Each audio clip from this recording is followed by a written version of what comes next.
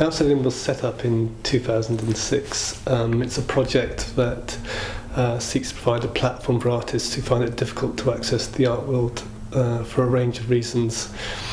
In that period, it's sort of evolved to be a much larger project, and I think has grown to be an agency offering a sort of safe space and platform for artists where their work is seen and valued, and where they're looked at as creative people outside of any labels that society or the art world might attach to them.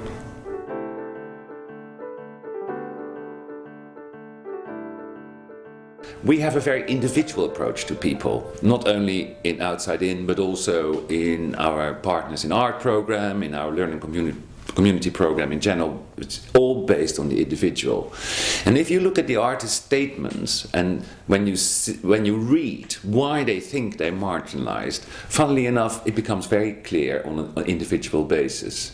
So, and the fact that more than 1,000 artists are on our website, the Outside In website, and with their personal statements, it all makes it very, very clear why they are marginalized and why we're using the term. But I'm very critical. All the time I'm saying to Mark, what is marginalized art?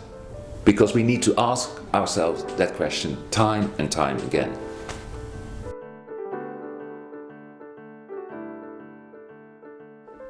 Step Up is key, I think, to Outside In and its role and purpose. Outside In, without Step Up, would be serving an important function through enabling work to be seen and valued.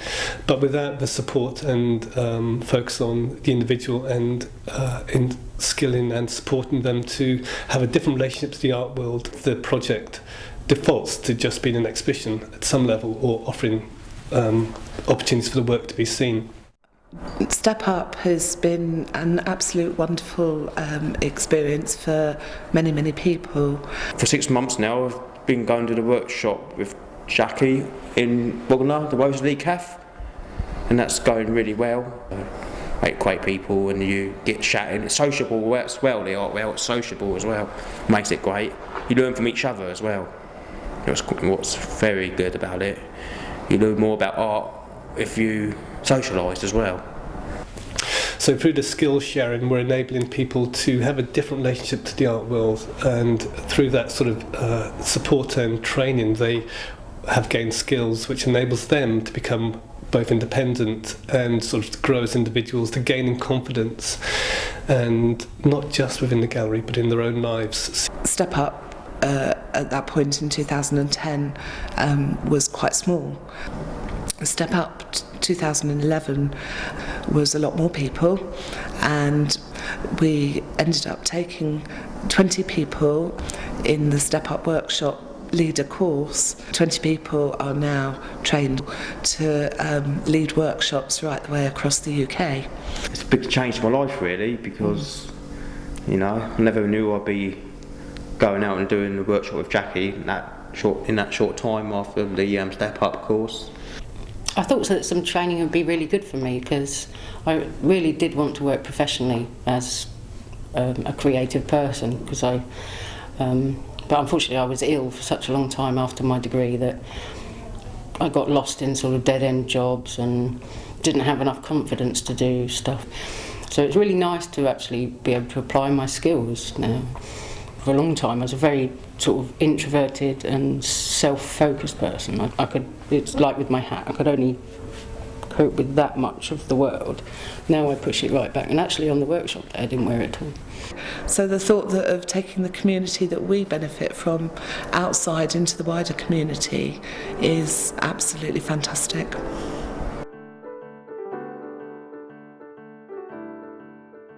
It's the support from the Outside In team has just been incredible, because I don't know how I could have accessed this sort of project, this sort of thing, without that support.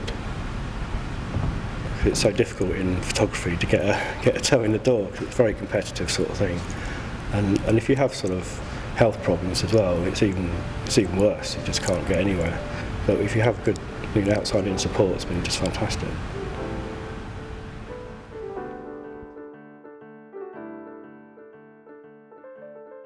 I actually found myself moving around the room and talking to strangers with the kind of empathy, because I could see they were nervous and I was really nervous as well. So I thought, I know, I'll talk to that quiet person in the corner, see if I can bring them out by telling them how nervous I am. And it actually worked. I was quite pleased with that.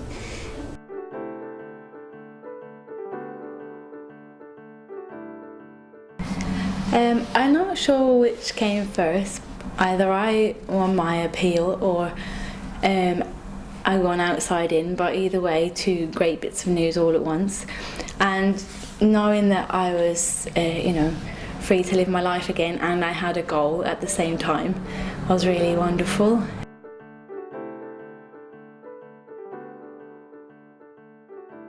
I used to think that being a lone sort of figure, that it didn't matter, but as I've got older, I think what's the point of it if it doesn't get seen? It's meant to communicate something and be seen. That's what it's for, ultimately. Everybody kind of within kind of disability arts needs to have the same strength of voice, and I think it's kind of very important that we don't impose a hierarchy on kind of disability arts which says that the closer you are to being able-bodied, the more important your art is.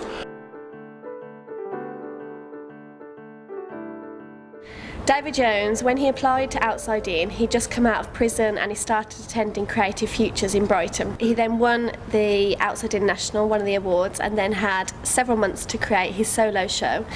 BBC South came and interviewed him and he was on the 6 o'clock news. He was also interviewed by The Big Issue, who put his article in The Big Issue, and he was really excited because he was standing on the street corner selling The Big Issue whilst he had his own picture in there and his own work. And one of the things that I remember him saying on the 6 o'clock news was that Frida Kahlo's work was upstairs and his work was downstairs, and he was just so excited to have his work seen in the same gallery as Frida Kahlo.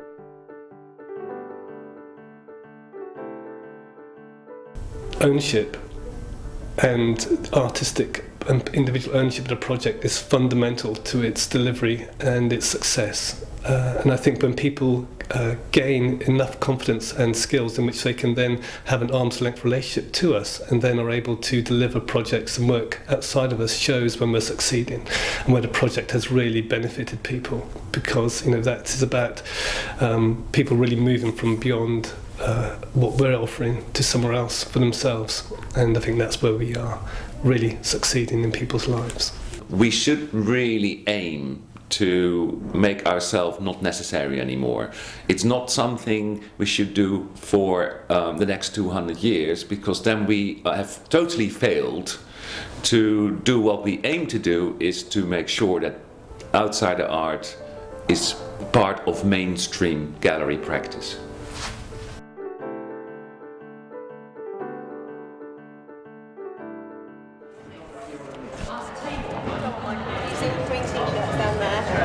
So it's been such an experience for me, such a learning curve, as it were. I kind of came to this kind of space for the very first time, and it's so imposing, it's so beautiful, and it's so large. And my first kind of initial kind of reaction was, how do I fill this space? This kind of racetrack is a very kind of articulate way of presenting kind of the ideas that I wanted to about kind of sport, about kind of the idea of legacy, and all the various possibilities for disabled athletes and kind of wider disability, both during the games and after. Yeah, and I was going to say also it's quite intriguing that when we started talking, that in a way what James came up with in terms of this track is also a kind of a metaphor about like how ideas come into the real world. Every artist, every creative thinker has ideas. It's actually very difficult to get those ideas out into the real world, get them out of there and into stuff that says this is my idea. And so the track is a kind of metaphor to say, I had this thought and I had to take that journey to get to my destination, the realisation of a real object in this space. Outside In and Step Up have allowed me to meet a lot of other artists. So, you know, it's a massive confidence builder, it's great. I'd really advise loads of people to do it. Palette House requires quality, but without the condemnation. The Outside In support has been just fantastic. It's not just about art, doing art, it's about self-esteem, confidence, meeting new people. This was, you know, the biggest, you know, and most high-profile gallery that I'd ever come across that was doing this. So it did seem completely unique. You know, people I didn't know, they just came up to me and said, you know, I really like your pictures. Well, it's really nice to see my paintings hanging on a wall in an art gallery, and so at least I hope people, you know, enjoy looking at them. Sometimes you need that voice that just says, yeah, you can do that, right, let's go and do it now. Rather than tomorrow, or, you know, let's go and do it, right, come on. Outside In benefited me because I believed in myself.